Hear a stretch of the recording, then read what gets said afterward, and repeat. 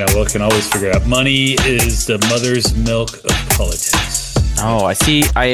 Our guest here is Jake Pelroy, and I owe him a contribution. So he sent me his anecdote, because it's a nonpartisan race. That's what he tells me anyway. Jake Pelroy's here with Brian and I. Jake, I thought you were running for Senate. You're not running for Senate? That's the rumors are not true. The rumors are not true. Many people were saying you were running for Senate, but apparently that's not true. But you are running for something. What are you? There's been a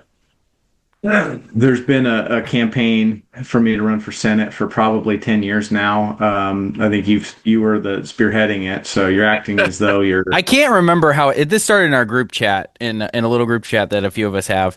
And I don't know why every time we just joke Jake Pelroy for Senate. I don't know if Jacob said something where he was just like, we could have anybody better. Because for the last like 3 times now, we've had horrible U.S. Senate candidates. We've had Callahan and we've had Perkins, and we were just like, anybody's better.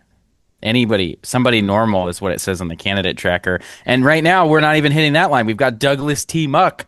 I know. Out there, out on social media. Don't blast him too much. He's in Vicky's district. I'm sure Douglas is a great guy. I'm just not sure he's a Senate candidate. I know. Not everybody can be a Senate candidate. He wants to investigate everybody because he thinks that everybody's out against him. It's just it's a very, very conspiracy theorist guy. Well, I know if Jake doesn't run, I might have to run just so I can get to the Joe Ray line to see if I can beat it. So I don't think Vicky would like that if I ran for office. And I'm too busy running campaigns. I don't have time to do it. Can you imagine I had a conversation with a guy today about like why people run for stuff, and I'm like, well, there's some people that they just run just to get up there and talk about whatever issue strikes them. And for the experience of running for office. You do get into the history books. I mean, you get to see your name on Wikipedia and all of the things especially if you get through the primary. I mean, it's, not too interesting. I mean, you remember like back in, what was her name? The one crazy doctor that lied about her background. Monica Webby? Yeah, Webby, yeah. So and that was 12 or 14. 14 probably, I think. 14, right? 14, because that was Conger ran in that primary against her. That's right. Remember there was like a big deal. Like people really thought Oregon was like, you could win a U.S. Senate race. And that was 11 years ago. And I don't see anybody putting us in the purple category. I don't even think Mitch, back when he was the Republican leader, I'm not sure Mitch McConnell could find Oregon on a map. I'm going to be honest. I don't think it's ever been in his map. He has a Senate map of like winnable states, and like California, Oregon, and Washington. They don't even exist on his map. Because you can't win them. Republicans haven't won them since 2002 with Gordon Smith, I think, was the last crazy Republican U.S. Senator from the West. Yeah. Wasn't Conger just a one term or two terms? He did 2, I think, because his 2012. I remember him running in 2012, and we were like worried it was going to be close, and it was not close. That's right. Basically, if you represent District 54, you either leave the state or you leave the Republican Party, I think, is what happens. If you're you're Bueller, you did both, but. Yeah, that's true. Yeah. I guess 14 because Bueller won. He took over after he did, but he was done in 16, right? Yeah, and I know Right to Life was pretty big into that Webby Conger primary. Yeah, that was pretty crazy. There was an incident that happened that is rather notable. There was also, I believe, Joe Ray and Mark Callahan in that primary as well. And there was an incident with Willamette Week where Nigel did a number where he was moving his hand, and Mark Callahan took that as he was demeaning the person that was talking, which was Joe Ray Perkins, and Callahan took that opportunity to scold Nigel about his demeanor. And then from there, Callahan got some notoriety because he was loud to a journalist, and he was on Fox News. Well, there was a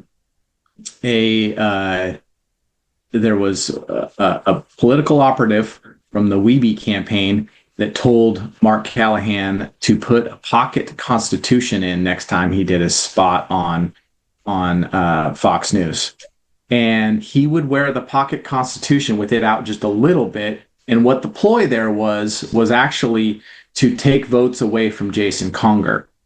And as you raise Mark Callahan's profile, you take it away from Jason Conger. So there was a little bit of internal stuff that went on there, and it was a smart play by that political operative to. Was that you or? I was not a part of either one of the campaigns. So I just know about this one because I know people that were a part of these campaigns. Oh, I do know who you're talking about. And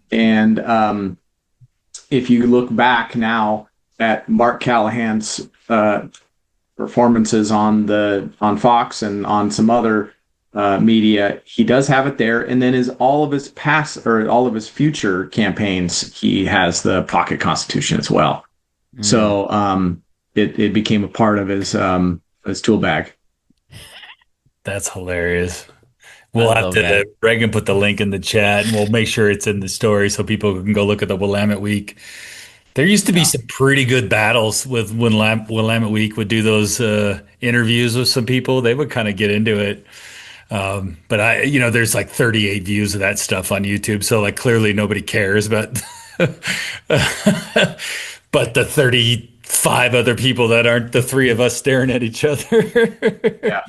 We could probably name all of them that we'll go watch those. That one's probably got a few more views on it, but normally when I go watch those ones, you don't see a lot of views on them. So it's kind of interesting. That was a wild race, wild campaign. That was well, speaking of like statewide races then, so nobody's running for U.S. Senate. Looks like Merkley gets a free pass, at least out of us three. And then maybe we could find one of our state senators that's in the interim. They could run against him. That'd be kind of fun. And maybe actually try. That'd be good to get above the Joe Ray. Somebody should launch their campaign. They should do it now, and they should run exclusively on reopening the government. Yeah, right. Well, but it'll be reopened, I would imagine. I don't know. You think? I don't know. They seem to not care right now. Both the R's are not doing as bad as they would think in the polling, so they seem to be okay. And the Dems are like, yeah, we're making them pay, and they're not getting fully blamed. So like, it's basically a fully partisan shutdown right now, which means neither side is really losing any ground. I heard the House R, CNN had it. He said the House Republicans actually gone up a couple of points. So usually the majority party in power usually takes a hit for, the shutdown, and they're not right now. So yeah, that wouldn't be a bad thing to kick out there. I would double down, Reagan. I'd say one, reopen the government, but let's keep those SNAP benefits not coming. Interesting strategy. That would be my strategy. Yeah, that's why endorsed by. Yeah, I was gonna say that's not my strategy. It's not Jake's strategy. I'm guessing. Double down. So Jake's not running for Senate. Reagan's not running. I am. But you know who's running, Reagan, for a statewide office, and she did announce with a little fanfare last week. We called it, right? I mean, I think everybody knew. Sorry, we're not going to take any credit for it. But Christine Drazen went down to the shipyards and had a bunch of metal workers behind her and announced for governor, and then has since raised $750,000. Went on a couple of TV shows, stuff like that. She did promise me that she'd come on our show, and I said, well, is that a promise or a threat? So we'll have her on for sure at some point. And so she's out there and really, really pushing the agenda. I tweeted it the other day. I go, well, the only thing I didn't say the only thing. I said what she really accomplished was now that everybody's waiting to see what Chris Dudley's doing. So that seems to be the biggest thing. The Reagan dinner's never had any more fanfare than it has for Saturday night, November 1st. Okay, totally false. Mike Pence came when he was rumored to be running for president, and I still think that's still peak Reagan dinner. I mean, to have the former vice president. But I'll give it to you. We have a recency bias. So yes, There's a lot of hype around the Reagan You dinner like in now. the background there on my thing, that's Lori Chavez Dreamer. I used to have one of Mike Pence when he came to the Reagan dinner, but I have since burned it. Yeah, you took it down after you got back from January 6th. I'm a Trumper, man. I can't help it. I just was, I took it down and it never came back up, but I did go to that dinner. You're right. That was pretty, there was a lot of fanfare in that He one. would well, and one of the things you learn is like the people who are really good at DC are really good, and he was a very polished speaker. He had a great speech, all that. Like those guys know what they are doing. There is a class of politician that's just like they are at the top, and he's in that realm, right? There are some folks like the one we can play here in a second that are in Washington D.C. now. They don't necessarily all have their sea legs yet. Like maybe going on a major, and I would say even C-SPAN is not really a hard hitting network. It's not like she showed up on Fox News.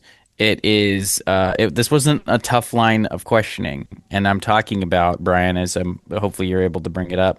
Janelle Bynum, she's a former state representative and the congresswoman from Oregon's 5th congressional district, and she did an interview with C-SPAN, and it is something that I would play, that Jake would play for folks if we were doing media training, and this would be under what not to do, which is like tee up a fact that you cannot back up with any evidence.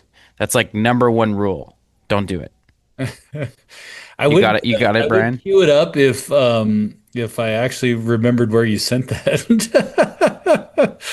It was in Jake, our. Jake, we run a very tight ship here, so you know, Let me see if I can pull it up too. see See, if Brian. we're Now we're gonna have to do some editing. I know. While you're doing that, so my thing on the governor's race is we have two people. So Chael Sonen's also talked about it, running as well, and he's supposed to be speaking. So I'm really curious to see actually what's going to happen Saturday night. But Mark Wayne Mullen, is that it, Senator? Yeah, Senator Mark Wayne Mullen. He's going to be speaking too. So it should be a good dinner.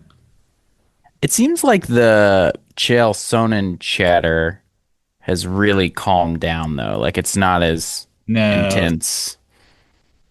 I think he's not that. I don't think he'd be that hard to beat in a primary. I think that he would just. You all you got to do is look at his background and start seeing some things in there, and you're just gonna be like, He's yeah, got this guy, yeah. he's got a bit of a Graham Plattner Oppo file. Is that what you're? It's a little thick, and he definitely doesn't want his ex-wife or girlfriends or whatever they are talking, so that probably wouldn't go very well. So, Yeah, All right. I'm not prepared to speak negatively to a UFC guy. I think I'm going to steer clear on that one. I will say that I think there could be an opportunity for him somewhere to run. You just talked about that there's no one running for Senate. That's a great He opportunity would right there actually. That would be to smart. just, get some money towards that. You have a higher profile candidate there.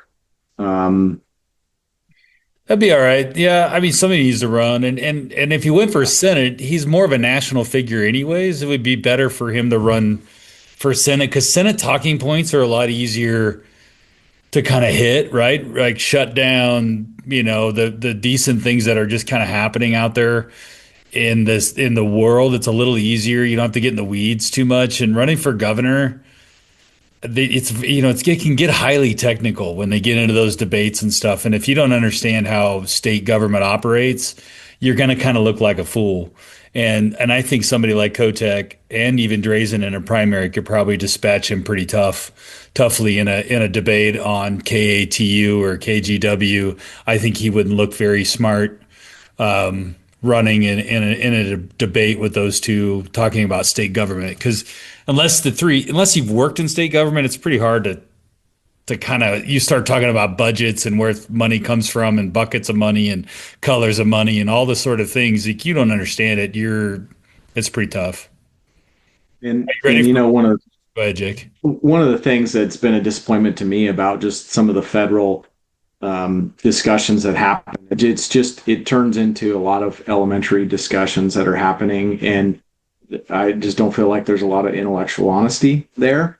But the topics that they talk about in Congress, in at the Senate, sometimes very complicated, but it doesn't match what the rhetoric is that the public hears all Yeah. the time, which is interesting. And so the governor race, you do talk about a little bit more complicated things, and then the job is I would say is difficult as well, um, which would Yeah. prove to be a problem. Yeah, just ask Tina Kotek. She's had a rough go of it being governor, I think. All right, as promised, Bynum. They did have a clean CR vote on September 19th in the House. Did you vote for it? I disagree with your characterization and want to make sure that we're very clear about what Republicans have been doing. Any bill that they've put forth, they've always had some extra stuff to it. There's always been a poison pill to it. So I disagree with your characterization. What were the poison pills of the clean CR or the continuing resolution? You say it's not clean, that was voted on in the House in mid-September. Here's what's important. I think what you're trying to do is shift the responsibility to Democrats. They did. No, no, she was asking you what was the poison pill you said was in the continuing resolution. Well, here's what's important. I'm not sure, so we're going to talk about something different now. The best was Speaker Johnson tweeted it too and just said, "You must watch this Congresswoman."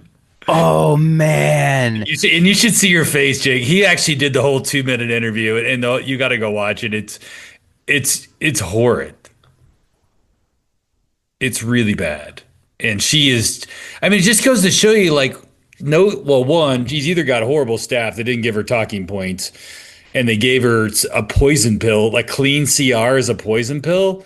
Like, you mean the same thing that Democrats voted for 13 times uh, Because last so time? remember, like and if you were like a competent Democrat, you would remember if you could argue that it's not a clean CR, but it's a continuing resolution based off of reconciliation, the one big beautiful bill, right? So if you were making a good argument, you would say, well, it actually locks in all the stuff from the one big beautiful bill that's really bad. But she couldn't even go there. She didn't even have enough sense to claw back to the one big beautiful bill, which is sort of would have been a bit of an escape hatch for her, right? She's just like, no, I mean, you're just trying to shift the blame to Democrats. And here's the thing, too.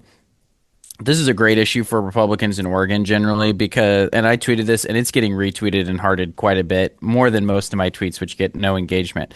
I would just forward emails if you're a state legislator because we're getting some people being like, reopen the government, fund SNAP, blah, blah, blah.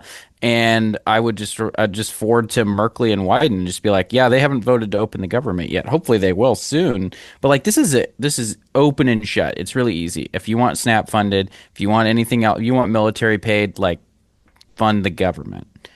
And what's interesting is Trump is moving money. We learned, we think that they're using tariff money to fund temporary assistance for needy families, right? So everywhere it's allowed, they're shoveling money into the big programs to try to keep them open, which is actually reducing the Republican leverage, right? Because your Republican leverage is all these programs getting shut off. And then Democrats are saying, well, you have all this money from SNAP, but there's analysis that Mike Johnson went through. Speaker Johnson just went through and he said, look, here's the legal analysis of why we can't access the funds for SNAP, which is why if you want SNAP funded, you need to reopen the government. I think one of the Democrats' biggest concerns is that with all these programs shut down, they may find that the social safety net is actually in a lot of these states. You have food banks, you have a lot of state programs, a lot of states are stepping into fund. I think they're worried that we're going to find out that some of these programs aren't as necessary or at least aren't necessarily needing to be as big as they currently are. And I think that worries them a little bit. Well, it should. I mean, the SNAP benefits, what, it's doubled since 2020 or close? So in Oregon, $140 million a month, I think. And that Jeez. comes from some very smart staffer from somewhere. I can't remember who told me that. But $140 million a month in SNAP for Oregon, which obviously Oregon is not going to be able to afford to back. We do have a rainy day fund. We do have some fallback funds that we could tap, but that requires a vote of the legislature, which would require a special session. And again, I think the word special session is like persona non grata now among Democrats because they had such a bad experience with the transportation session. I think that is actually going to stop them from calling more special sessions just because of how difficult that was. Well, they're supposed to be difficult. That's why they're called special sessions. I mean, it's supposed to be like you're bringing people in to deal with an emergency, and they should be when they're done, they should be like the wildfire one we did, right? About a year ago, where you just quickly come Well, in, vote, and move on. but that was bipartisan and that was Yeah. arranged and that was like that's the whole thing. It's like when they did the tax cut in 2012 or 2011 special session for Intel Nike, it was a bipartisan deal and they came in and they did it in a day and it was done because you could get it. But when you're going to go do partisan stuff in special sessions, that's when it gets hard, right? And Democrats have been choosing over and over again since the 2023 session aggressively partisan and more partisan direction. And that comes with a cost. That comes with Republicans not going to be willing to just allow rule suspension. That's going to come with Republicans not supplying lots of extra quorum, right? We're going to supply quorum because of the rules now, but that doesn't mean that we have to give them a bunch of extra leeway so that their folks don't have to show up and take the hard votes. I mean, it's common sense and it's about how they want to run the building. And especially in the Senate with Peter Courtney. They wanted to run it in as much of a bipartisan way as was possible. In the House, it's kind of gone back and forth about partisan versus bipartisan. And now right now we're in a really hard partisan space for the most part. And until they can figure out how the Democrats, because they're the ones in charge, they're the ones that set up all the votes, they tee up the bills. Republicans can't force the bipartisanship. Democrats are going to have to set it up to make it work that way and to move forward. Yeah. I mean, you just look at that special session, and that was a multiple issues with that. The governor didn't show up that first weekend, and it was Labor Day. Well, it had to be done then, apparently, and then you had an extended short or special session there with some health issues there from one of the votes that they needed. And then you talk about just the issue that they were discussing, and it was the governor was forcing layoffs before and saying if we don't pass this, we're going to have layoffs, and they were using it as a very political thing to vote for this tax increase. And there was a survey that came out that most of the people want a chance to vote on this thing, and what was it? Something like 60 some percent would vote this thing down. I think that's probably because that's kind of where things are at right now with the cost of living being so. I mean, we just have a lot of cost of living issues, and Oregon, the West Coast, has really high gas prices. Well, why is that? Like, it's because the oil and gas companies don't want to invest in Oregon. Well, maybe if they wanted to invested in Oregon and you had a regulatory system that said, hey, we still use this thing that we put in most of our cars called gasoline. We still need it around, and we're going to allow people to put up refineries and infrastructure on the West Coast. Our gas might be cheaper. Then maybe we could pay for more gas tax. But it's part of how we've been governed over these years. It's the consequences of our own actions. Yeah. I agree, Jake. I think, and the biggest thing is well, I know you guys probably had conversations with Democrats. I know I did, and not a lot of legislative Democrats wanted that special session on gas taxes. That was the governor, and that's all her. And she's going to have to own that one in this election because I'm sure it'll be brought up a few times because nobody really wanted to do that one. I mean, I don't know if Peter Courtney was still around. I don't know. He might have told the governor to go pound sand. We'll deal with it in the short session. Go because she found $5 million for the food bank. So, I mean, you can clearly find money, and that was the biggest thing we said is like go find some money. But she is the prototypical tail wagging the dog, where the union said no layoffs, you go find the money, and that's what I think that special session was. It was run by Melissa Unger and SEIU, and they said, hell no, you're not laying anybody off. And Starr even said, he said this in his press conference, there was multiple opportunities for a deal during the long session, in between then in the special session, during the special session, and they just didn't want to do it. They didn't want to give anything. They didn't want to give anything up. They didn't want to get and what they ended up having to do was do a bunch of stuff to help out the truckers to ensure that they could have a coalition of groups in support of passing this thing. They had to go back and make sure they upheld the 50-30-20 split so they could keep most of the cities on board, right? And all this stuff. I mean, they were willing to give. They just weren't willing to give to Republicans. Yeah. Yeah, because originally it was 3 cent gas tax, and then all of a sudden the cities and the counties went all ape shit on them, and it's like, oh, wait, sorry, 6 cents. To keep those guys on board. And I don't know, even a lot of commissioners I talked to, and you guys talked to them too, there's some that have said, because the reality is the amount of money that actually that perpetuates is it allows you to put in a couple of curbs and a 10-foot sidewalk is your increase, right? Just not, it's not worth I mean, the polling on that thing is like 86% against, the gas tax, and nobody wants it for the reasons like Jake said. I mean, the gas is too high. So if it was cheaper, like it is in other states, not in Oregon, if we had cheaper gas, then I don't think people would mind paying as much because we actually like good roads.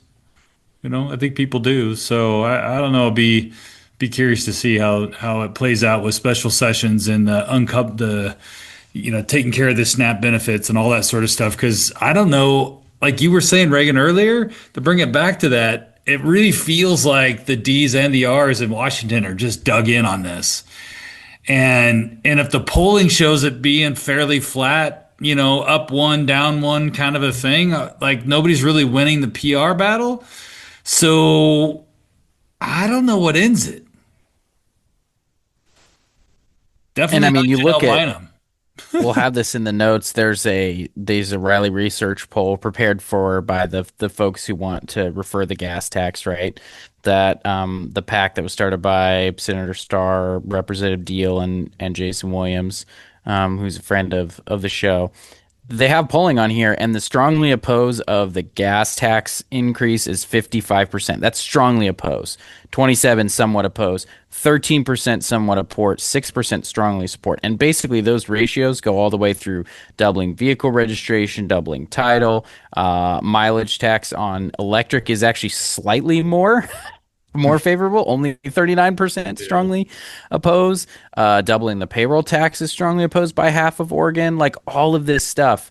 And so then strongly no on the measure, 44%, with another somewhat no at 23%, 13% undecided. Yes starts out with like 20% combined. That is not a winning strategy. If this thing goes to the ballot, and this is the thing, Democrats just have and are throwing everything they can at this to keep it from getting to the ballot because they know, just like the if you watched any of transportation, Starr talked about the one time they referred something to the ballot from the legislature in the early 2000s and it got killed. This thing will also get killed if it hits the ballot, pretty obviously. Now, taking for granted a little bit that these numbers could, because they're polling by one of the groups, there might be nonpartisan polling and the numbers might be a little bit better in that, but this is nowhere near winnable for yes. It's a really easy concept to understand. It is. So you're going to have to work past everyone's normal biases on how they feel about things, and then there's just the reality of the cost of living just increases from the last 5 years, 6 years. Just nuts. So yes or no, special session, not special session. What do you guys think? I just don't know where they pull the money from. For disconnect, because that's what they're talking about right Anything now. before short session? I mean, it could be a variety of things. I just kind of say no, right? I don't think there's any money to pull it from. No. And I don't know. I don't think they have a plan yet either. That's the other thing is, I will just say based on sort of, and Brian, you may see similar emails, but let's just say based on some recent email about meetings in subcommittees or whatnot, I don't think that there's a plan yet. I think they know. I think that what they have in front of them right now, which is public, I think, or at least the fact is they have 2.5% and 5% cut lists. and Yeah. that's been going out. Everybody pretty much knows that those are out there. And this is, I think, the very first actual round of major cuts that these guys have ever done in like 20 years. There was a little bit, I talked to a few folks who've been in agency since like 20, they said there was a little bit of cutting in 08, 09. Yeah. And if you haven't been in government since 08 and 09, you've never been through a cuts budget. And this is a cuts budget. So here's the thing, though. They adopted, and this was the mistake that was made. They adopted a flat budget, basically. Yeah. It went up a tiny bit, but they tried to hold the number down. Now they're having to do cuts. They're having to do it in the short session. And just like Kotek had said with ODOT, the longer you wait to do the funding or do the cutting, the more painful it is. So now we're going to be into the second half of this year, and the cutting is going to hurt a lot more at the beginning of next year.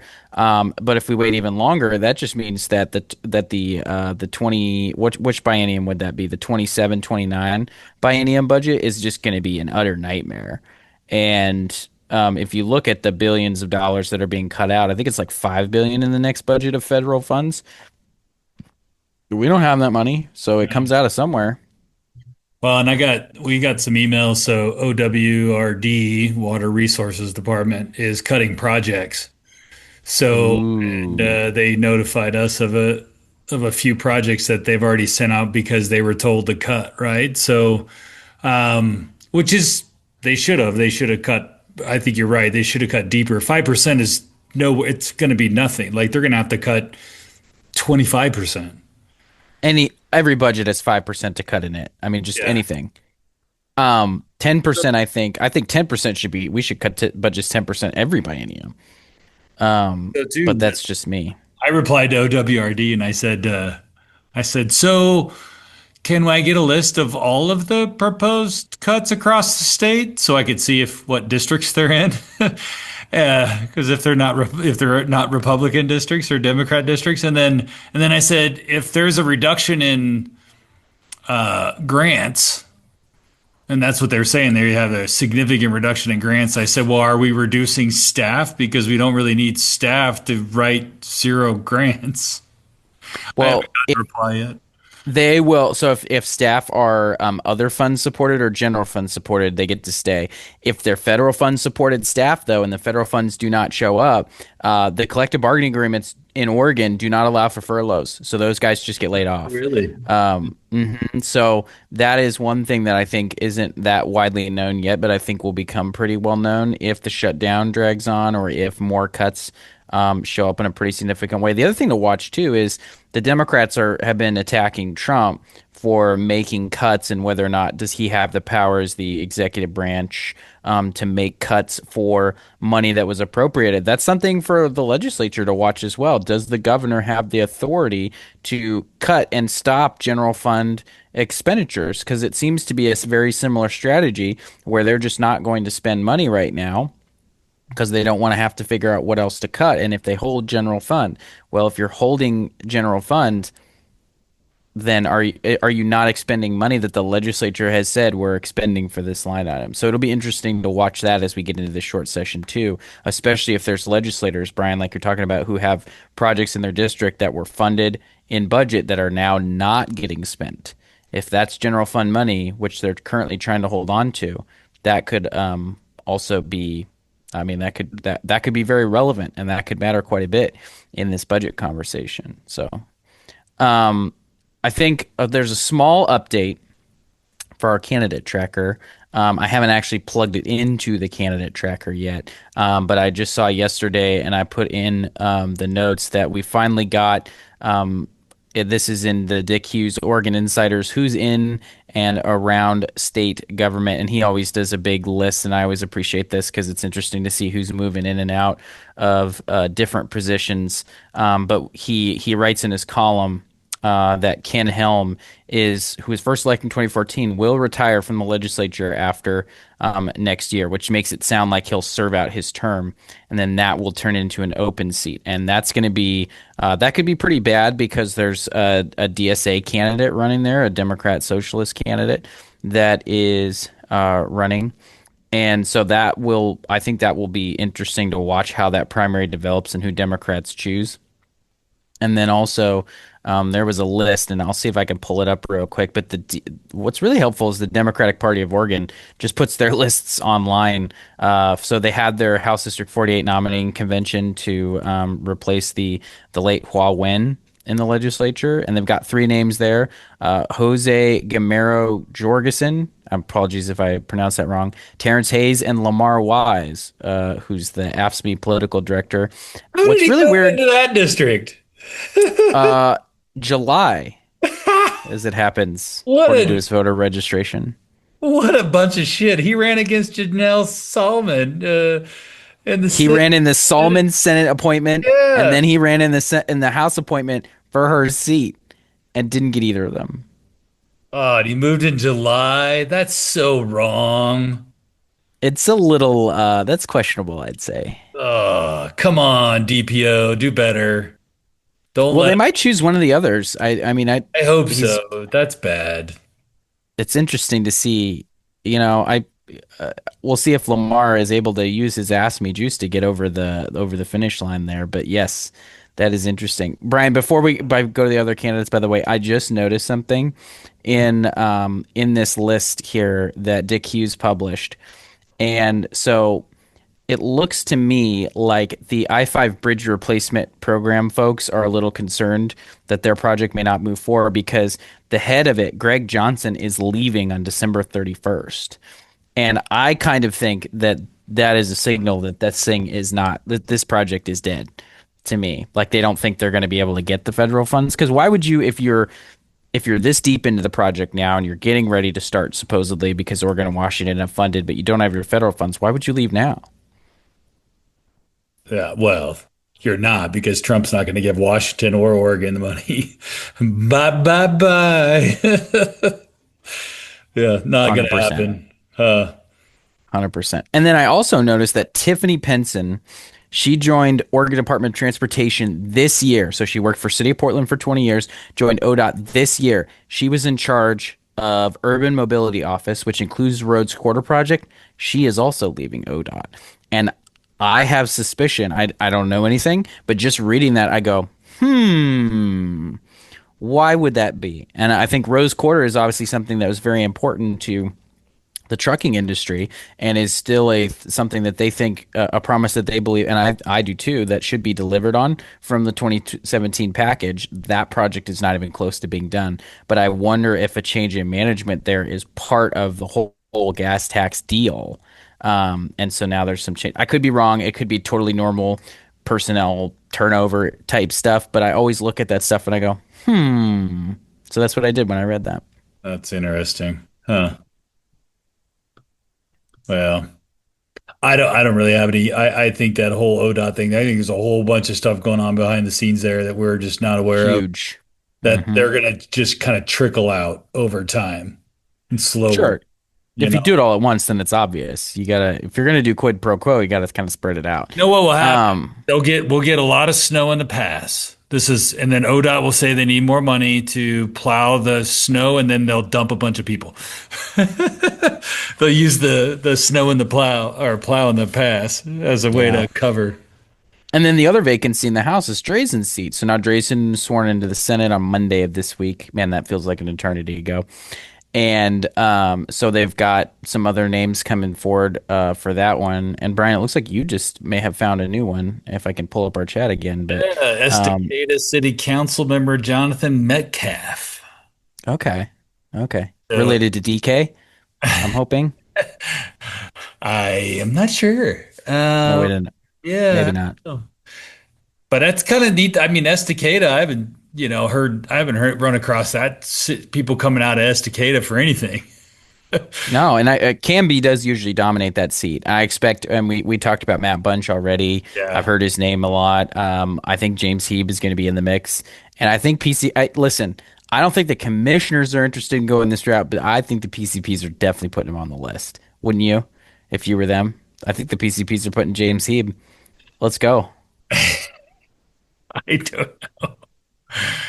I don't know Jonathan Metcalf, but I if don't either. I do know Matt. We've talked about him, and I think that if you have a couple of decent people, I think that hurts Hebe a little bit. However, Oh, I feel like some of them might let him move forward to the commissioners just because. But I'm pretty sure that those Clackamas County commissioners are not moving James Hebe forward. no, absolutely not. Because I still think law enforcement has issues with him, and I don't think if you're a candidate in Clackamas, you don't want to mess around with potentially upsetting law enforcement before they do endorsements for your race, right? As a commissioner, with a few Yeah. of them up, and there may be folks who aren't big fans of Hebe also. So yes, I think there's a pretty good chance that Hebe is there and in the mix. I was just Googling Jonathan Metcalf. Looks like he's an Afghanistan vet. Jake, got anything Yeah, to I just saw that. I was going to mention that he's a Marine, Mhm. and looks like he's announced on his Instagram that he was seeking the appointment for state representative. Also, Nice. looks like he was baptized recently, so that's always a plus. And he has some stuff about the timber industry here, so might be a good fit. Yeah. Yeah, I did. One of my employees, she was doing some digging and kind of found that out and just said, "Hey, he looks great." And I was like, "Well, if he gets appointed, there's probably not going to be a primary, and it would be pretty tough." So there's kind of no. She was like, "We should go talk to him." Like, no, why? Like, if he gets appointed, it's kind of curtains, right? So yeah, we'll see. But I'd be great. I think we could use somebody from Estacada. Maybe Clackamas County wants somebody that's not from Canby, right? I don't know. Maybe that's a good edge for him to kind of walk into. Looks like he's got a good resume. So, but of course, none of us know him, so that tells you that he could be James Hebe, and we're not sure. So, as long as he's not attached to Ben Edel, I'm fine. If you see anything attached to Ben Edel, then we got issues. I saw Ben Adel tweet a strong endorsement of Drazen, and I was just like, huh, that's weird too. I never would have expected that. I Um, am tweeting. That's interesting.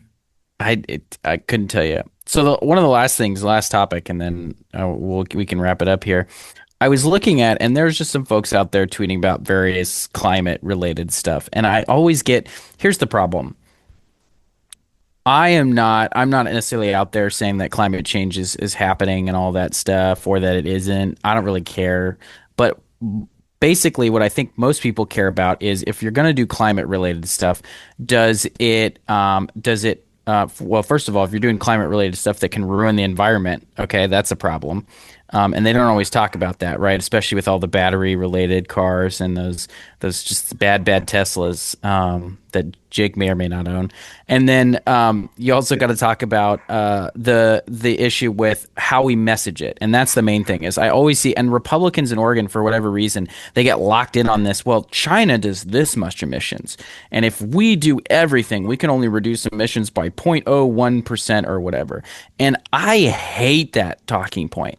I hate it because I don't know a single Oregon voter who is like, okay, China's polluting a lot, so we should do nothing. Like, those two things don't go together, and I don't think they make sense for the average voter to me. I think what we need to focus on is doing stuff on the climate that makes sense, that doesn't cost people jobs, and that doesn't raise the price of gasoline. And I think if you focus on those two things, how the climate policies impact them negatively, and how we're going to do climate, but we don't want to do climate that makes you lose your job and increases the price of gas, right? I mean, Yeah. Jake, am I totally off base here on how to deal with the environmental issue? Because I think there is a contingent of Oregon that cares about the environment.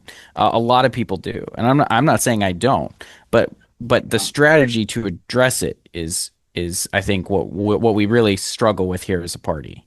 Yeah, you can just look at like our federal forest issue. We have the ONC Act that was passed almost 100 years ago, and that was the first environmental conservation bill that was passed. Hmm. And in that bill, it talked about sustainably harvesting our federal forests, the ONC forests. Well, we haven't been doing that. What it essentially means is we cut the same amount that we grow every year. And that's a scientific thing that forestry people can determine.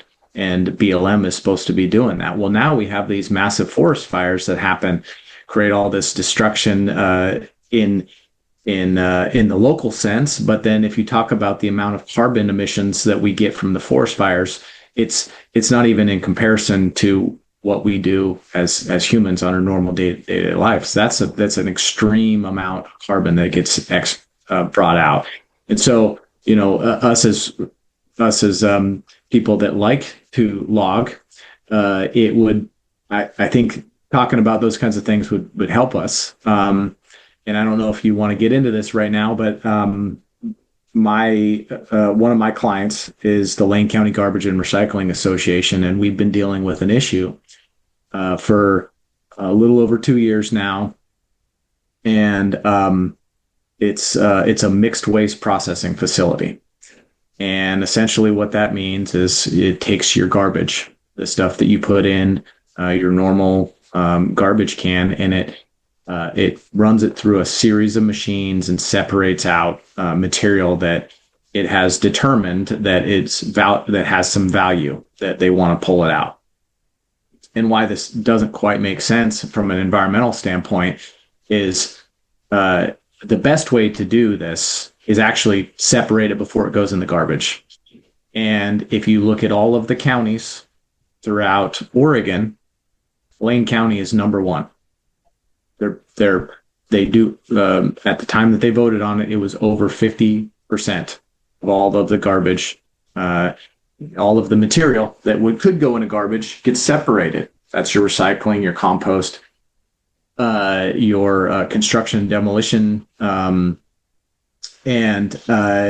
what the county decided to do is build one of their own machines, or pay someone to build a machine because they wanted to feel better about the climate. Well, in Lane County, we already have a really mature recycling and green waste. We have a lot of businesses that have popped up that says, "Hey, we can fill this gap. People in Lane County want this to happen, so we're going to find a way to make this work economically." And we've done so, and that's why we've been so successful. And what this project essentially will do is increase the price of the garbage. So it would lead to people not using the traditional garbage haulers and the recycling. It'd lead them to do, self-haul, or maybe burn their garbage, dump their garbage. That's a really big problem in rural parts of Oregon. And then also where the county wanted to put this mixed waste processing facility was in a wetlands. So 22 of the 26 acres of the location is in a wetlands. And so we've been fighting that. We said, hey, this is an appropriate place for all of the garbage for Eugene to go in someone's backyard, essentially, that lives outside of town. It'd be more suited to go to maybe the landfill. That was Goshen. Yeah, in Goshen. Yeah. Well, I know that Senate Bill 100 was like a big Republican thing. Obviously, Democrats don't really like land use laws and requirements around using land and stuff I know that's like a big Republican idea. And because constantly, I mean, we saw this in the last session, there were a bunch of Democrat legislators from Eugene that all of them, they brought forward a bill to circumvent land use law, which I appreciated, because it really lays out like a template that we could do for industry and all kinds of other like important things, because those always get caught up in all this land use problems. And Democrats were like, no, we don't like land use limitations, and we don't want to have to go through all those requirements. And so what they tried to do is run a bill to short circuit the process, and it was something that they always attack whenever Republicans do. And then they were just like, well, no, but it's super important, and don't worry, there's still a meeting where we can record everyone's thoughts and then like do the opposite of what they want, which is what we do in the legislature. We take public testimony, and now it's super transparent, right? I always tell people this. They're like, oh, because sometimes they'll complain about county commissions not having all Zoom options and all this stuff. And they're like, it's not transparent. And I was like, I work at the legislature and we record every meeting, and it's like the least transparent place ever. all of the deal making is done in back rooms, and it's all done, and we have a public records exemption, so you can't ask us for any documents while we're making the laws, only after. So like just because you do a quote unquote public process doesn't mean it was transparent, doesn't mean it accepted the feedback from the community. And you're quoted in Lookout Eugene Springfield on this kind of project, and I was reading your quotes, and Oh, you wrote he said, another question I have, why are they still pursuing a LUBA or a land use board of appeals for the Goshen location? Seems pretty wasteful. And so let me get this straight. We needed a bill in the session to short circuit the land use process because this was such an important thing to do. And now the county says that they are going to evaluate the new site, but they're not sure, and that'll happen sometime this fall. So they're in a big hurry to get this going. Obviously, they're in a big hurry to change.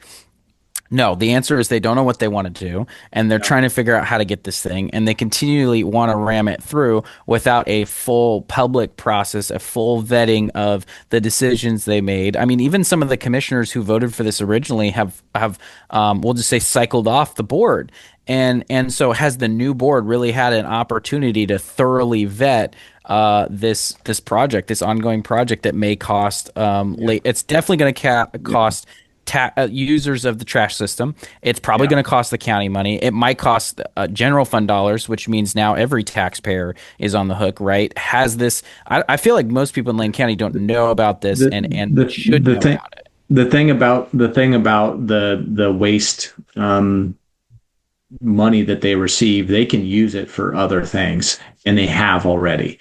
They, in the past, they've used it for land management division. So, and so there's a precedent there. I would also say the county, back when the reasons on why they originally wanted to put it at the Short Mountain landfill, and that was what the RFP was for. And then they changed their mind. There's some conflicting stories on why they changed their mind, but they changed their mind and they bought this piece of land. And the county said, the landfill space is too valuable. That's why we don't want to put it at the landfill. And now in October of 2025, they want to put it back at the landfill because, that's at least a little bit more appropriate than putting it in someone's backyard. Mind you, with that bill, Reagan, the 3971, that was for all of Willamette Valley initially. And the other counties were like, yeah, I don't think we want that. And then they made it, they suggested an alternative that was just for Lane County, and they had some zoning, but one of the zonings was could allow for any farmland and any parks to turn into this as well. So it's not, it was very specific about this bill, but it also would open up for other things to happen that maybe wouldn't be as appropriate. And I do think that there needs to be some changes to the land use. I also think that the way that the counties approach land use, and they're the ones that regulate what people can and can't do with their land. Lane County has been extremely hard on private landowners to be able to develop their land. They make sure that your lot's legal. With this piece of land, 2 of the 5 lots weren't legally established. They missed their own process. So it's kind of like it's hitting them back in their own face. And another aspect of this whole thing that's it makes sense on why it's happening, but it might not be as good for the environment. Some of the garbage is now being driven out of Lane County to another landfill because of the rate increases to pay for this machine. This is what what us as the haulers and some of the other commissioners had said. Hey, this is going to be a consequence. Well, that also means money lost to pay for this machine and to pay for all the other infrastructure. So they're looking at a $4 million budget shortfall this year because of the money lost. And to give you a number for how much this machine will run the county, it's 11.2 if everything runs perfectly. 11.2 a year. Oh my goodness. So that's new revenue That they don't have money for because they already have a budget deficit. Yeah, that they've raised rates, but they're revenues have begun to dip a little bit because they're losing out on garbage. And the thing about it is it's a model based on, hey, we want to get more garbage in so that we can pay for this machine. But if everyone starts putting their plastics in the recycling bin and we start recycling more material, then they'll have less garbage to actually charge people for. So it's kind of counterintuitive Yeah. at the end of the day, for everything that we've always done. We've always said, hey, let's just separate the stuff. And now you're saying don't just send us everything. Yeah, I think that there is some talk about, hey, what if they just say put it all together? The county's adamant that they don't want that to happen, but I think they would like some additional revenue, and they've looked to bringing in garbage from other areas too. They've presented that as another option. They're like, hey, Coffin Butte might not get approved, so let's bring in Mid Willamette Valley's garbage into Lane County. And so what's the point of doing this machine to save landfill space if Yeah. we're going to bring in Salem's garbage into Lane County? It's just a money making scheme at this point, just so you guys aren't losing money. I'm sure that's not a very popular decision too, to bring in other people's trash. I'm I don't think also it would be. No. I'm also wondering, I mean, on the original bill, I would have to go back and look on OLIS, but did Thousand Friends in Landwatch Lane County submit opposition testimony going around the land use? Maybe they missed this bill. They might need some lobbyists They that have a actually, tighter. Thousand Friends was neutral, and Oh, Landwatch wow, Lane County supported it interesting. Well, because because it's for the climate. Because I'm this glad machine that's preserved on on OLIS because we may want to bring that back up at some point. If we need to circumvent the land use process for a good reason, I mean, then we should do it, obviously. yeah. Oh, they were neutral. We do that already for a lot of our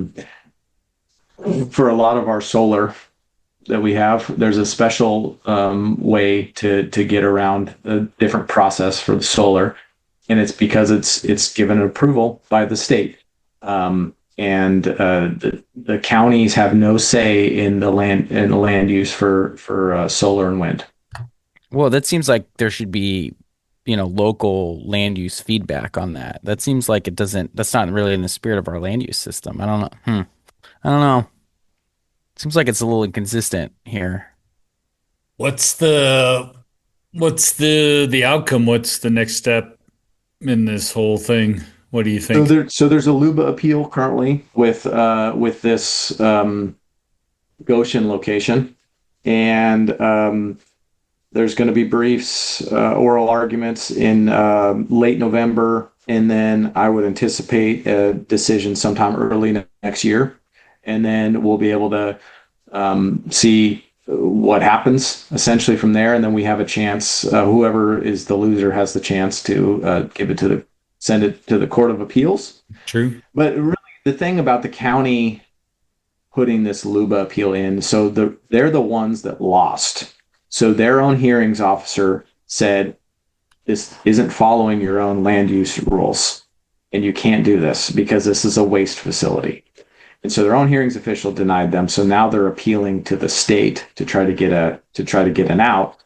And there's a clause in the contract that the three commissioners okayed, that if they're falling behind on the schedule to build this machine, then the other side has to owe, between the contractor and the county, they have to owe 12 grand a day.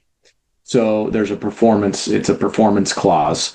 And so the county, if they don't continue to still act as though they're doing their land use due diligence, then they will have to pay the contractor, Bulk Handling Systems, 12 grand a day. That's suboptimal for a county that has been in a cuts budget this last year.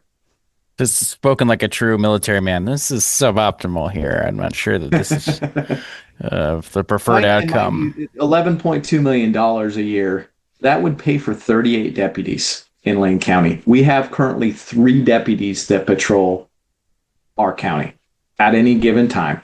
The county the size of Connecticut. We're about to lose one. I've heard, and it's just very unfortunate. The county is also looking at putting out a 1% payroll tax to pay for deputies, and they want to try to raise $22 million, and it's like, guys, Whoa.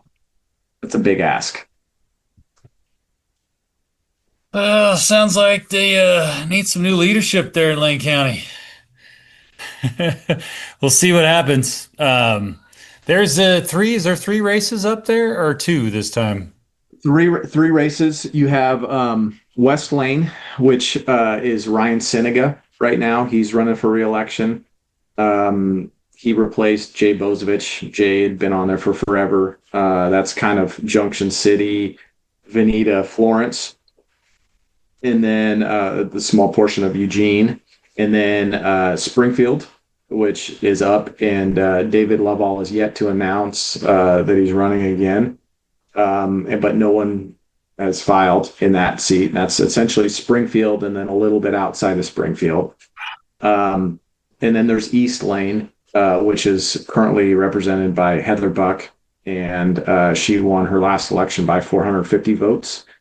There's a gentleman named Bob Zyback who's filed already. And so there's a chance that there might be someone else in that race. That's great. Nobody in Springfield? You said he's running again or he's not running again? He hasn't announced. He hasn't announced. Do we expect him to run again? I would bet that he would. Okay. Springfield's been a tough spot because we've been trying to do some recruiting there too, because obviously state representative not running again there, Lively. And his replacement, at least on the Democrat ticket, she's a hard lefty. So I think when Reagan mentioned this earlier, like we've lost, like Ken Helm is retiring too. And I would say that he's just not a hard lefty, right? He's center left, Lively center left. We're kind of replacing a lot of these people with a lot of really far left ideologies, that aren't consensus builders, and they're just kind of my way or the highway people. And I just don't think that's good. So, yeah. There's Adam Wilson who's running in the Springfield seat. He goes to my church. Solid guy. He's financial advisor. Knows a lot of people. I would say, you're absolutely right about Lively too. I mean, I just saw him at the Springfield Chamber, one of their events recently, and he came up and had a good conversation. He was really wanting to hear about International Paper, who hires like 300 people in his district, and the challenges that they're getting from the state of Oregon. He seemed like he really wanted to help them. So,